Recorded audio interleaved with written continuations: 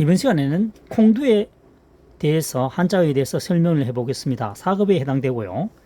이것을 파자 풀이해보면 하나일, 입구 또는 애운담입니다. 애운담이죠. 입구는 지금처럼 이렇게 쓰인 불자가 입구고 전체 한자어를 에워싸는 것은 애운담인데 여기서는 입구로 설명하기보다는 애운담미로 설명되어야 콩두가 정확하게 설명됩니다.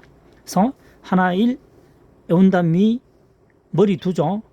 근데 머리 두가 두 개로 겹쳐져 있기 때문에 머리들 두라 했습니다. 복수 형태를 취하고 있는 거죠. 한자 사랑이 지정한 글자입니다. 옥편에는 없습니다. 머리들 두가. 그래서 설명해 보면 콩껍질이 하나인데 하나로 에워싸져 있죠. 그런데 콩알은 여러 개가 있습니다. 머리가 여러 개 있다는 얘기죠. 그래서 콩두입니다. 하나로 에워싸져 있는데 머리들이 여러 개인 것은 콩이다. 이런 얘기입니다. 콩두가 되겠습니다.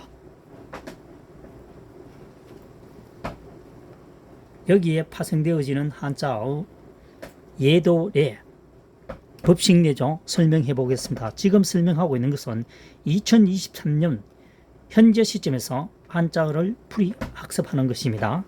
각골 문자를 최대한으로 배제합니다. 각골 문자는 거의 등장하지 않습니다. 도저히 설명이 되지 않을 때는 과거로 올라갈 수밖에 없겠죠. 또는 설문해자네요. 조금 전에 생각나지 않았는데 각골문이나 설문해자 풀이법은 거의 적용하지 않습니다. 2023년 현재 시점에서 한자어가 파자풀이 되는데 구태여 수백 년 전으로 올라갈 이유는 없습니다. 저는 학자가 아닙니다. 한자어를 가장 쉽게 배울 수 있는 방법을 선택하도록 하겠습니다. 예도 예자입니다. 6급에 해당하는 글자군요. 보일 시자입니다. 그 다음 구불고기죠. 그 다음 콩두자입니다. 콩머리가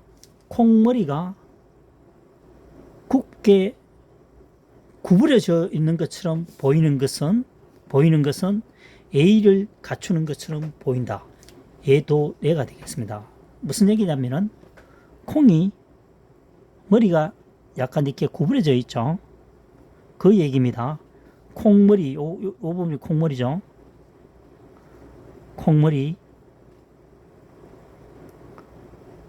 콩머리가 콩두 어디 갔습니까? 콩머리가 구부려져 있는 것처럼 보이는 것은 그죠? 예의를 갖추고 있는 것이다. 우리가 상대편에게 예의를 갖출 때는 고개를 약간 숙이죠. 특히 어른들한테 임금 앞에는 말할 필요도 없고요. 이 글자는 최근에 만들어진 글자가 아닙니다. 수백 년 전에 만들어진 글자입니다. 자, 그렇게 설명하면 되고요. 두 번째는 몸체입니다. 몸체. 사람 신체를 말하는 몸체. 6급에 해당하는 글자인데 살펴보면 뼈골이죠. 그리고 이게 무슨 자입니까? 풍성할 풍이죠. 풍년풍이라고 되어 있네요. 풍성할 풍.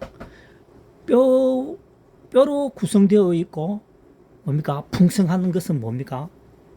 사람의 몸이겠죠. 그래서 몸체자가 됩니다. 세 번째 오를등자입니다. 등질발이죠. 등질발 또는 피어 오를 발입니다. 피어 오르다 하는 거 있죠. 피어 오를 발. 콩이 피어 오르는 것은 어떻게 됩니까? 위로 이렇게 성장해 가는 거죠. 위로 오를 등이 됩니다. 콩이 피어 오르는 것은 아래로 내려오는 것이 아니고 위쪽으로 향해서 올라가죠. 그래서 이 한자어는 오를 등이 되겠습니다. 네 번째는 머리두자입니다. 머리두. 콩두자죠. 콩두. 머리혈입니다. 머리혈. 머리에서 콩 부분 요 부분에 해당되는 것은 역시 머리라는 거죠. 그래서 이 글자는 머리 투자가 됩니다. 6급에 해당하는 글자군요. 그 다음 5번째 짧을 단입니다. 이 한자를 분리시켜 보면 파자해보면 깨뜨릴 파 글자자입니다. 글자를 깨뜨린다는 것은 분리한다는 그거 같죠. 왜냐하면 이 글자를 통째로 외우는 것보다는 분리시켜서 외우면 학습에 상당히 도움이 되니까요. 화살시입니다. 화살시 콩두죠. 화살이 콩만하다. 그러면 굉장히 작다는 얘기 아닙니까? 그래서 이 글자는 짧을 단이 됩니다. 화살 크기가 콩만하다. 콩은 작죠? 그러니까 짧다는 거죠. 짧을 단이 됩니다. 이 한자는 6급에 해당하는 한자군요. 그 다음 6번에 놀이희입니다. 또는 희롱할희라고도 하죠. 상급에 해당하는 한자어입니다. 좌측에 있는 글자가 옛날 그릇입니다. 옛날 그릇이 창과가 아니고 콩두가 들어있죠. 콩두가 들어있습니다. 그 다음 창과자입니다. 옛날 그릇을 들고 창으로 춤을 추는 사람이 누구다? 무당이죠. 이걸 우리가 보면은 한판 놀고 갈까 이런 얘기를 합니다. 놀이로 묘사가 된 거죠. 무당이 신에게 뭔가를 빌고 있는 그 장면이겠죠. 옛날 그릇을 들고 창을 들고 신을 부르고 있습니다. 그러죠. 무당이 한판 놀고 있다는 얘기죠. 놀이희 되겠습니다. 상급에 해당하는 글자군요. 그 다음 글자 보겠습니다. 7번 정거정입니다. 4급에 해당하는 글자군요. 말씀은이죠. 오를 등입니다. 말이 올라가죠. 증거를 재판할 때 증거를 내세우기 위해서는 뭡니까? 피고인과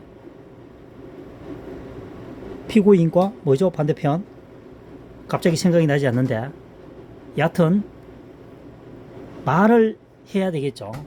증거에 대해서 설명을 해야 된다는 얘기입니다. 말을 올려서 증거를 된다는 거죠. 말을 등장시켜 말을 해서 증거를 된다는 얘기입니다. 증명을 입증한다는 얘기입니다. 그 다음 8번째 등입니다. 등불 할 때요. 4급에 해당하는 한자어인데 불하죠. 불이 올라가죠. 불을 켰단 말이죠.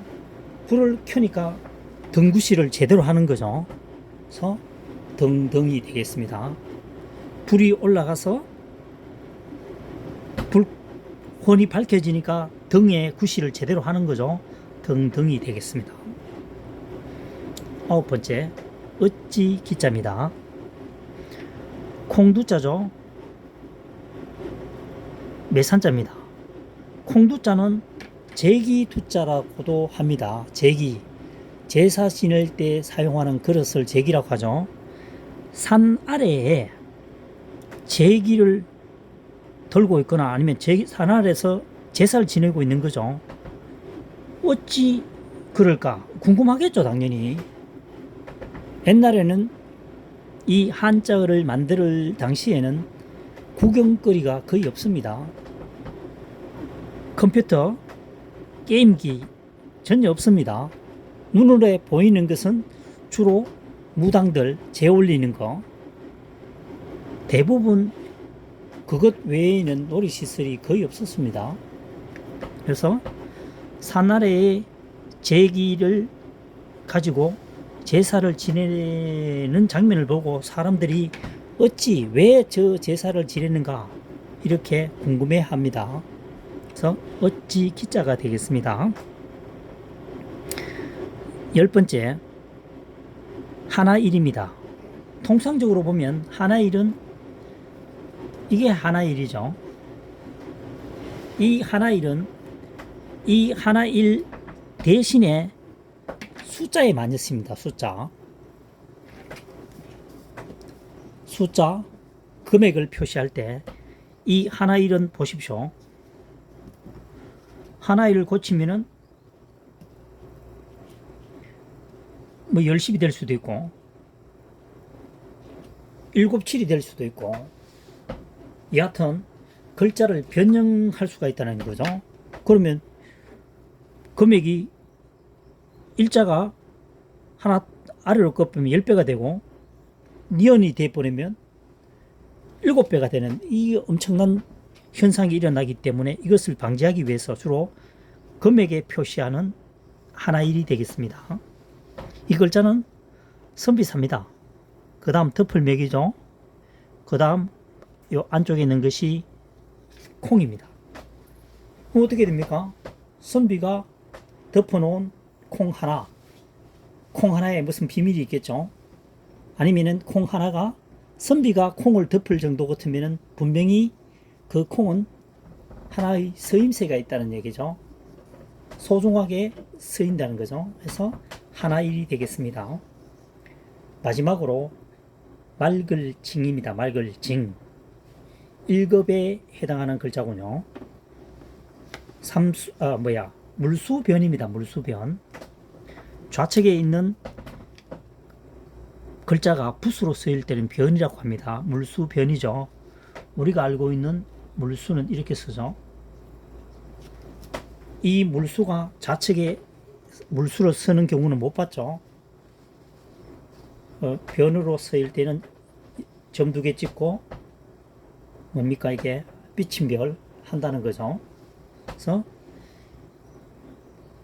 물은 오를 등 물은 올라갈수록 그러니까 물을 출발지가 대부분 보면 산 쪽에서 내려오죠.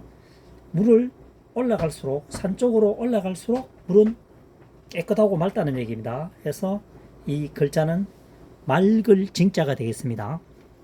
지금 설명되어진 것은 콩두자 한자어가 만들어져 있지만 이 한자어가 콩두자가 포함이 된 한자어다 이거죠. 콩두로 파생되어진 한자어에 대해서 설명을 해 보았습니다. 다음 시간에는 이어집니까? 어쨌든 한자어는 부수를 정확히 이해하고 있으면 또 다른 글자를 공부할 때도 뭡니까? 한 번, 두 번이 아니고 5배, 10배 이상의 학습 효과가 가져온다는 사실을 한자사랑은 증명하고 싶습니다. 한자를 공부를 할 때는 절대 통째로 공부하려고 하면 이거는 실패작입니다. 그것은 지금 11문제를 풀이하는 과정에서 이 내용을 듣고 계신 분이 통째로 공부할 것인지 아니면 한자를 분리, 파자하여 학습할 것인지는 본인의 몫입니다.